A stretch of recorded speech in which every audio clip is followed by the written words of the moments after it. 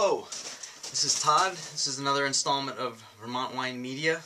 It's been a little too long since we've been in front of the camera, and so we're trying to make up for lost time. It's been really busy in the cellar here. We have our Chilean grapes from the 2011 harvest will be coming in just a few weeks, less than a few weeks, early May. And so we just bottled all the stuff from last year's Chilean.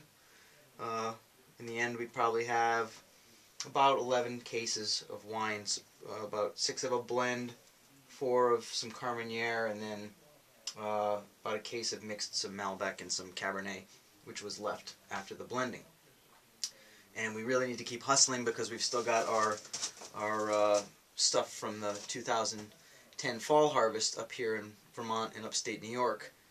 And so there's a bunch of red that needs to get blended in the next couple of days, and also some white that needs to be blended to make a bubbly cuvee like we did last year. Completely different grapes, but I still think we've come up with a formula that will work again.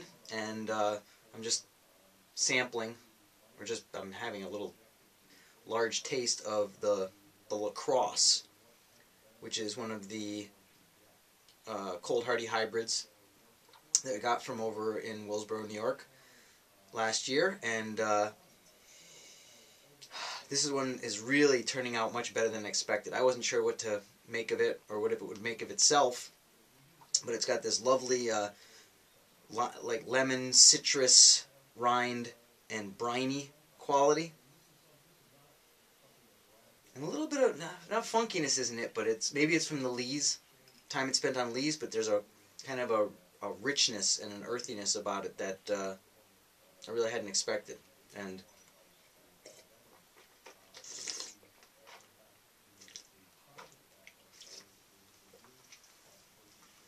it's really lovely. It's going to be great with food. We have a bunch of that. We probably got about 14 gallons of it, of which about 10 gallons will go into the bubbly cuvee.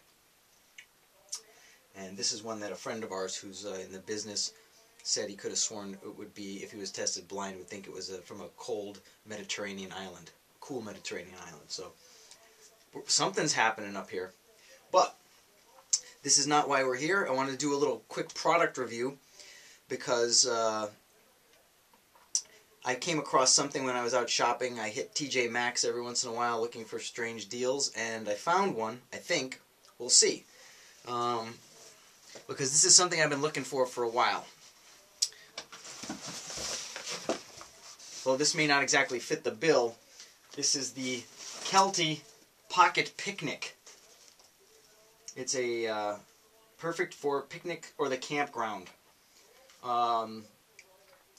It costs $16.99 at TJ Maxx. I looked online, and whereas I guess the quoted retail price is like $50, most places have it on discount for anywhere from $22 to $25.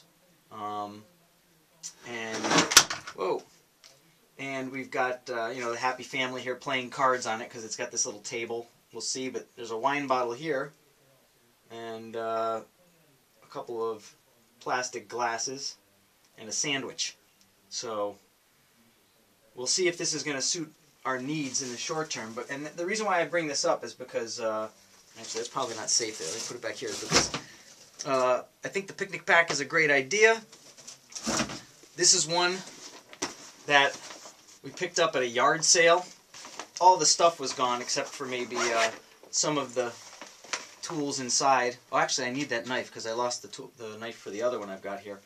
But this is a picnic for two from Picnic at Ascot. Very fancy. If you go to picnicworld.com, you can see they have a whole bunch of stuff. Picnic at Ascot makes everything from things like this to single bottle holders to really fancy picnic baskets, you know, the woven and the gingham napkins and all that stuff. I did some looking online, and this one is quoted at Picnic World. This one's price is $62. And I don't know about that. I mean, I've used this before. You know, you can get your bottle of wine in here, and usually you can kind of jam one in one of the other pockets. But if you're trying to take some some something to drink out of and some snacks, it's pretty much gets maxed out. This also, this detaches, so I guess maybe so that you can keep your wine off as a satellite, or maybe if you don't want to take it, but God forbid, why would you want to not take wine to the picnic?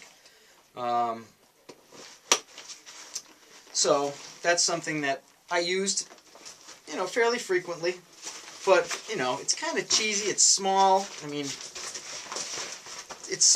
you look at kids in high school and their backpacks have, you know, their book bags are 6 times the size of this thing. I'd take one of those before I would probably take this anywhere for real. So, that one's been kind of retired. We don't do much with that one anymore. I did have a friend give me another one, something like it.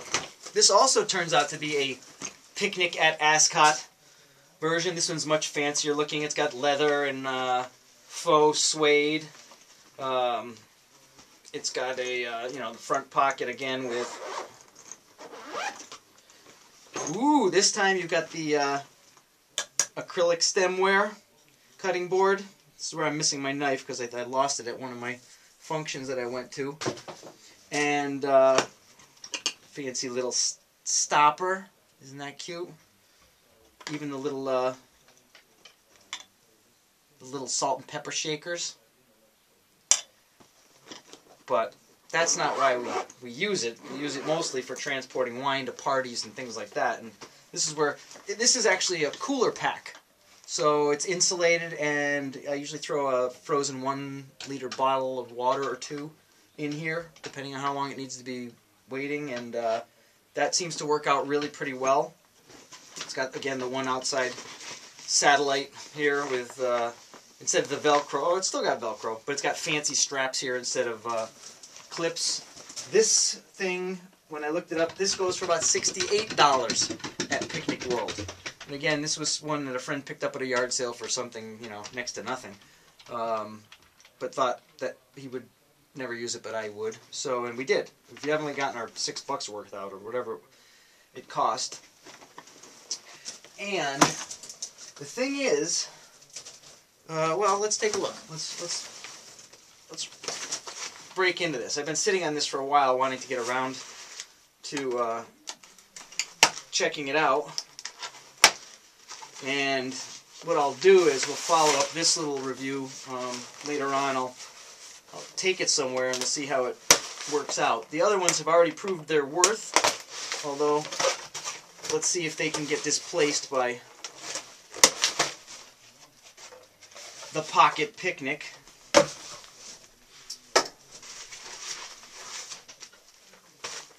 So, alright, well I see it's clipped shut here on the sides, which makes it totally compact. It looks like it'll stretch out to a pretty decent size if need be. If it was full, let's just do that now.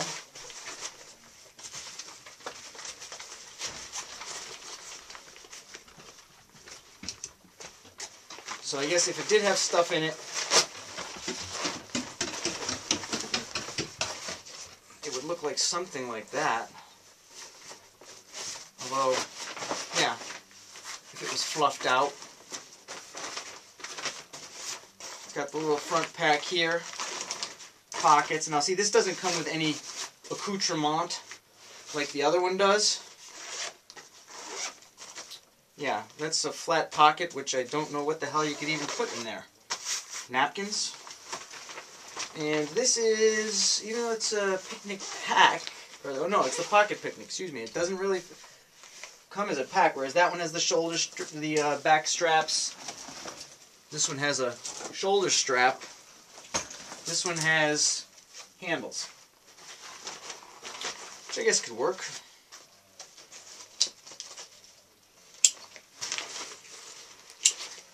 So,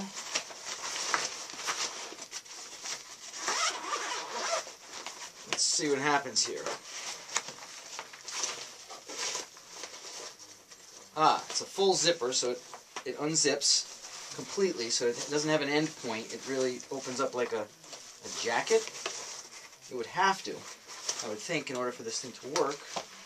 And it's already losing points based on the fact that it won't come apart. There it is.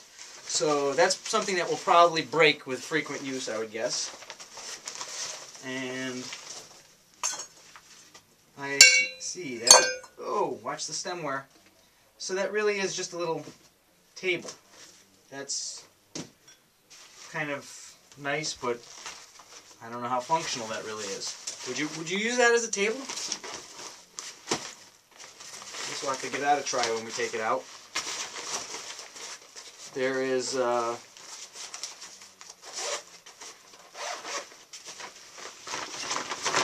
storage space on this side. Storage space on this side. None of it insulated, and no space specifically for a bottle of wine, as indicated here on the cover, or in the back cover. And the mom here in this picture is looking at the kid with real concern. I don't know if it's because he's cheating at cards or because he stole the wine. So, well, I don't know, 16 bucks. I guess I would have to say that I would probably put the food in this and put the wine in something else. Alright, well, not exactly what I was expecting, but we'll see if we can put it to use. Thing is, I have had this idea for a few years, and it's one of those ones that I'm just never going to get to. So if anybody sees this, what I really want to see is a real picnic pack. A real picnic backpack that's like a technical backpack. With the millennial generation being some of the most frequent wine buyers and the highest volume wine buyers, and a growing market segment for the wine industry. People being young and into the outdoors, active life. I would think that there's room for something like this. I mean, what I'm talking about is, I want something like, you know, this Mountain Smith pack of mine here that has along the sides on the outside here maybe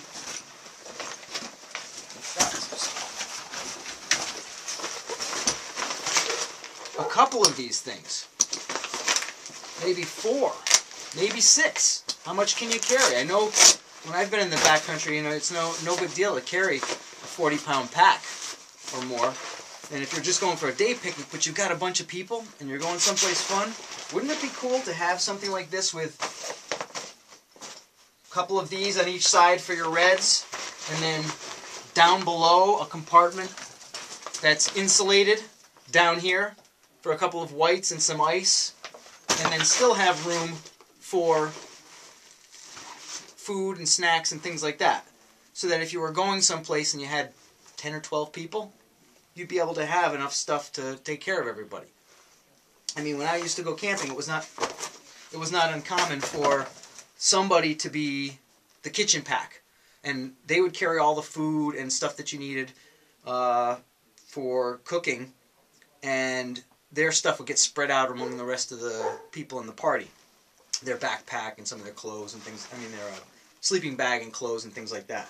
So, Mountain Smith, if you want to do it, or Kelty, if you want to do it, I suggest somebody come up with a design, and I'll be the first one to test it out and give you real feedback on it. So, I guess that was, I don't know if it's a bust yet, but we'll find out. In the meantime, cheers, and see you next time.